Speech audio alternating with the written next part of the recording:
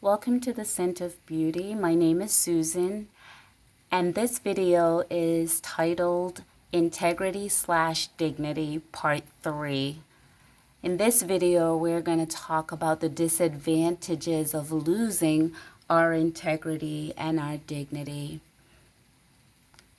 Being salvagers, trying to pick up bits and pieces of something that resembles love and consideration, care, so we can excuse the words that did hurt us. We talked about in the other videos, part 1 and 2, and I suggest if you haven't listened to those videos, listen to those first and then come back.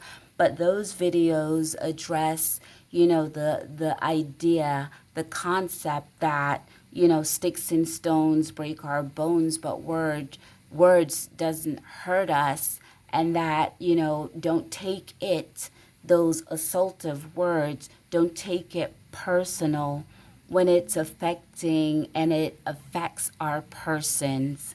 So we want to talk about that. That's what we're looking at. And so when we excuse those words that do hurt us and harm us and cause us to suffer internally in our psyche, we are in a disadvantaged state in our own lives.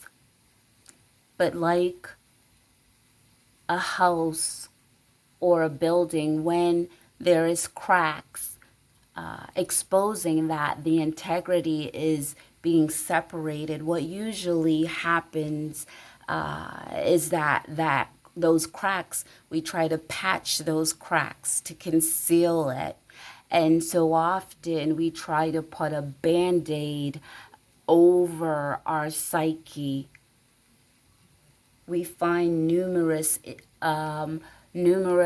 inventive ways to cover the lack of integrity and the loss of our dignity. And we develop a pattern of just believing and settling into, I'm all right.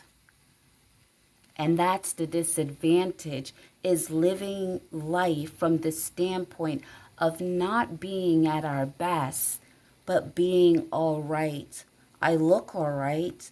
And we label ourselves, I'm all right. Not good, not satisfied. I wouldn't call it, my being bad. I'm not psychologically at my best, but I'm not physically being abused. I don't have any broken bones, not the worst, but I'm at a place of just being all right. The makeshift method of operating. Like a shanty, and I talked about that I think in part 2, we build on like little pieces of ourselves, trying to keep ourselves together, trying not to lose it, and collapsing in our own lives.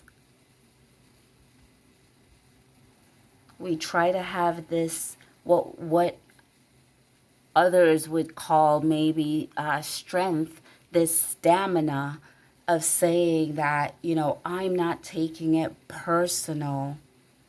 But in actuality, it is very, very personal, because whether we're taking it personally or not, it is still causing an adverse effect in our lives. We start to have this makeshift life, as I mentioned. It looks one way to the public and even to ourselves externally.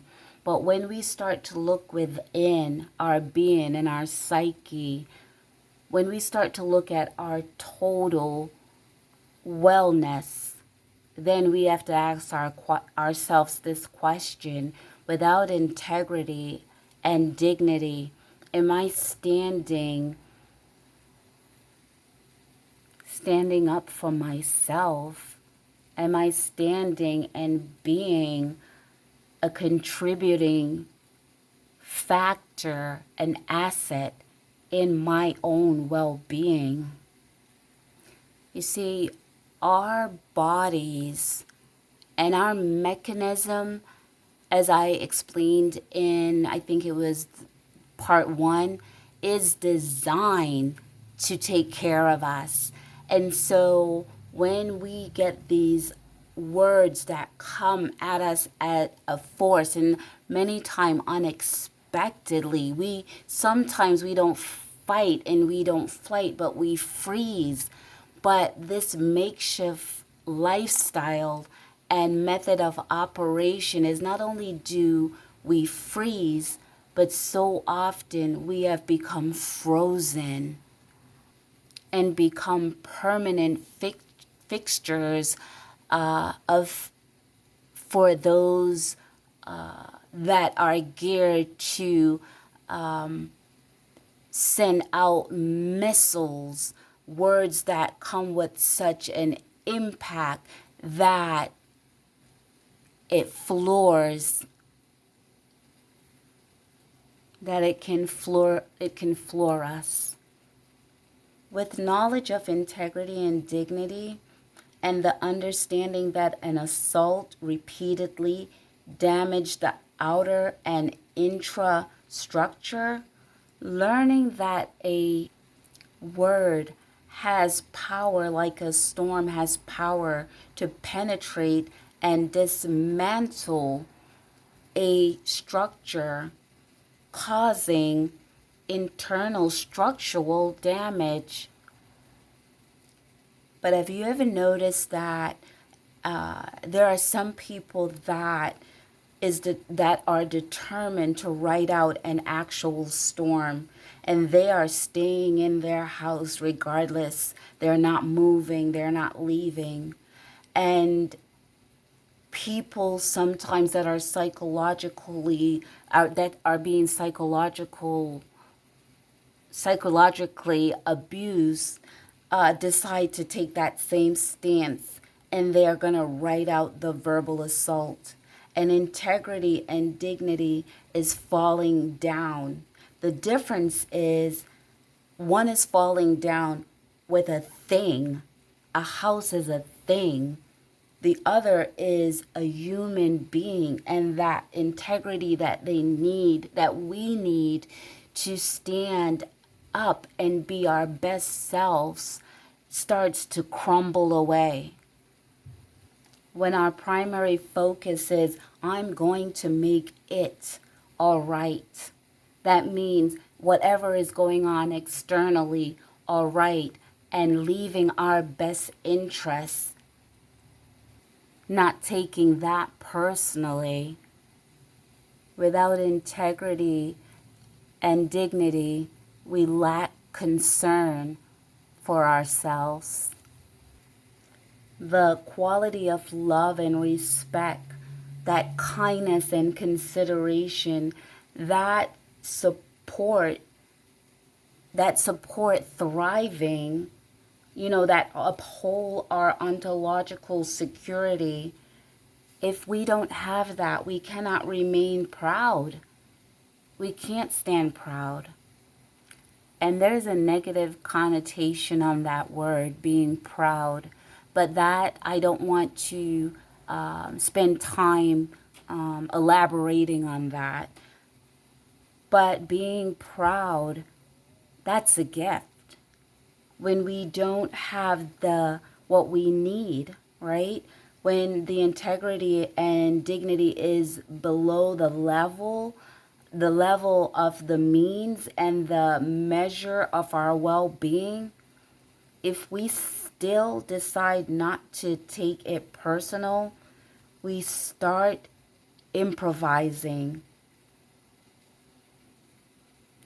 At that place of just being all right. At the juncture that we find ourselves to have a makeshift mindset When we get to that place and when we stay in that place, that's that, again, that place of, I'm going to stay here. I'm all right. When by design, a makeshift is a temporary place that is actually formulated to meet a need. Like when someone goes camping, for instance, they have a tent to sleep in, and when they're leaving, they take that along with them. They don't live in a tent. Most people don't live in a tent. It's a makeshift method of a sheltering. And when we just, make this makeshift method of being all right, we cannot countervail. And you know what countervail is? To have the power, right? To counter those words that come at us with such force. We don't have the power to equally stand up for ourselves, because when we lose our integrity and that crack is open and the missile fires and our dignity starts to get lower, we lose our power. When we lose our power, we go into a behavior modification role. We go into being a prototype, an archetype. We fit into these stereotypes, an intertype or a intratype. But the key word here is a type. When we start to develop the grasping onto and holding onto and reaching out to, I think this has its roots in codependency. The losing touch with the nature of our being, or dropping our subsistence, the real being, to, not taking it personal. It becomes difficult to live with ourselves. With each video, there is an unfolding for me that I get to see that taking it personal is a gift to oneself, opposed to combating with another human being. It's that continuity within, formulating integrity and dignity and protecting it as it is geared to sustain us, our well-being. Our posture is worthwhile and we're proud. Taking it personal, my feelings, my receptors, my indicators, my transmitters, my message, the chemical reactions, yes, it is our scent of beauty. Thank you.